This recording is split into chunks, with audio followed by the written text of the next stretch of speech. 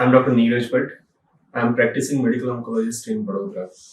As we all know, Myeloma Action Network, which is a group of patient organization in almost 5 continents, has declared Thursday, March 30th as the International Myeloma Action Day to raise the awareness about the myeloma. So हम लोग पहले तो ये जानते हैं कि multiple myeloma क्या है। मल्टीपल माइलोमा वो एक प्रकार का प्लाज्मा प्रोलिफरेटिव डिसऑर्डर है जो बोन मैरो में कोई एक प्लाज्मा सेल्स में जेनेटिक डिफेक्ट आने की वजह से स्टार्ट होता है। It is a clonal disorder, मतलब कि वो एक ही सेल से स्टार्ट होता है एंड देन धीरे धीरे उसका स्प्रेड होता है।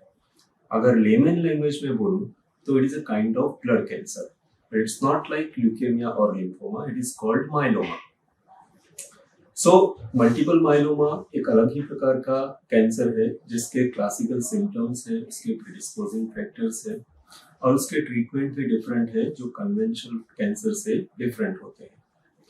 What are the risk factors for multiple myeloma? The commonest risk factor for multiple myeloma is advancing as.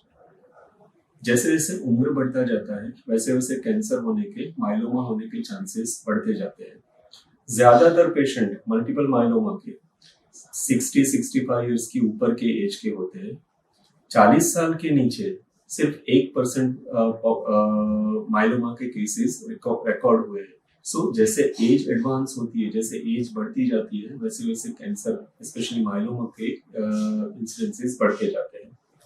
Being mail में माइलोमा होने के चांसेस फीमेल से ज्यादा रहते हैं।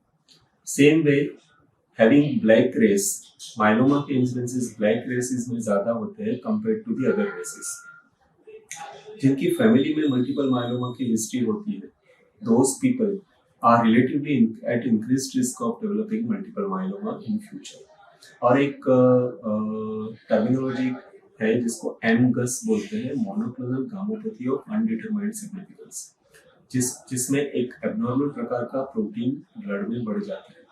सो जिनको MGUS होता है उनको भी मल्टीपल माइलोमा में कन्वर्ट होने के चांसेस फ्यूचर में बढ़ जाते हैं। So there are no ways to prevent multiple myeloma. Multiple myeloma को होने से रोक नहीं सकते, लेकिन उसका ट्रीटमेंट है जिसको हम लोग जितने जल्दी स्टेज में पिकअप कर सकते हैं और जितना जल्दी ट्रीटमेंट चालू कर सकते हैं उतना उसका आउटकम अच्छा होता है। As regards signs and symptoms of multiple myeloma, उसके सिम्टम्स क्या होते हैं?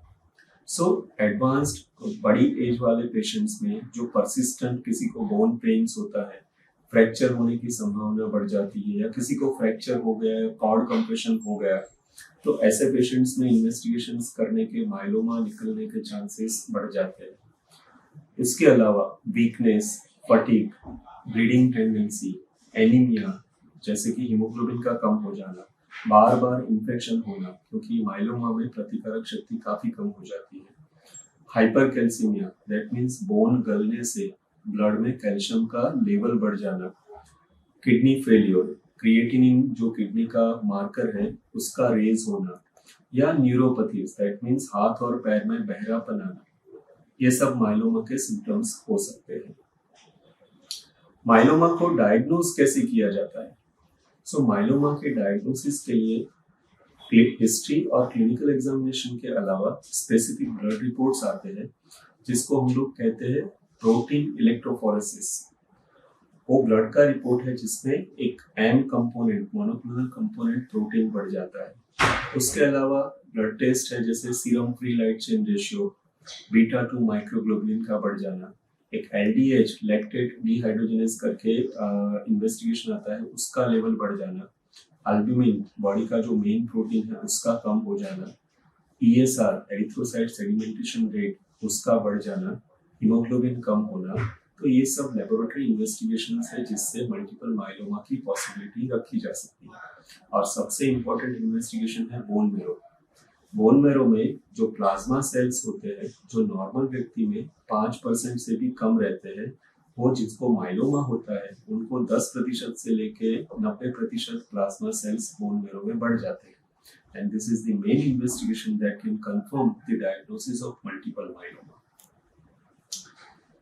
So these are the tests to use the monoclonal component, or we call it as N component.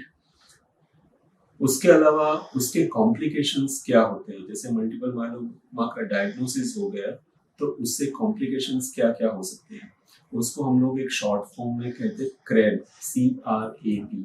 सी मतलब कैल्शियम का बढ़ जाना, आर मतलब renal, that means kidney failure होना, ए मीन्स एनीमिया, दैट मीन्स कि हीमोग्लोबिन का काफी कम हो जाना, और बी मतलब मल्टीपल बोन लीजन्स, बॉडी में स्कल से लेके अलग अलग बोन्स में लाइटिक लीजन्स कैल्शियम के डिसॉल्व होने की वजह से होते हैं, या एन कंपोनेंट के इनफिल्ट्रेट होने की वजह से होते हैं, तो इसको ये सिम्टम्स हो सकते हैं। माइलोमा के पेशेंट्स की प्रतिकारक शक्ति काफी कम होती है, तो उसकी वजह से बार बार इन्फेक्शन होने की संभावना और एटिपिकल ऑर्गेनिज्म से इन्फेक्शन होने की संभावना माइलोमा में बढ़ जाती है। उसके अलावा उसके ट्रीटमेंट ऑप्शंस क्या है, या तो उसके स्टेजिंग किस तरह से किए जाते हैं। सो मल्टीपल माइलोमा का स्टेजिंग, उसमें जो कुछ पैरामीटर्स यूज होते हैं उसमें एल्ब्यूमिन, LDH और बीटा-2 माइक्रोग्लोबुलिन्स, उसके अलावा एक स्पेसिफिक साइटोजेनेटिक एग्जामिनेशन होता है जो फिश फ्लोरोसेंट इन सिटू हाइब्रिडाइजेशन, जिसमें मल्टीपल माइलोमा में पर्टिकुलर क्रोमोसोम्स या जीन्स में होने वाली एबनॉर्मलिटी को डिटेक्ट किया जाता है, तो उसके बेस पर माइलोमा का स्टेजिंग किया जाता है। As regards treatment of myeloma, मैं सबसे पहले ये बोलूंगा कि माइलोमा क्योरेबल डिजीज नहीं है, वो इनक्योरेबल है, पर उसको लंबे समय तक कंट्रोल नहीं किया जाता है।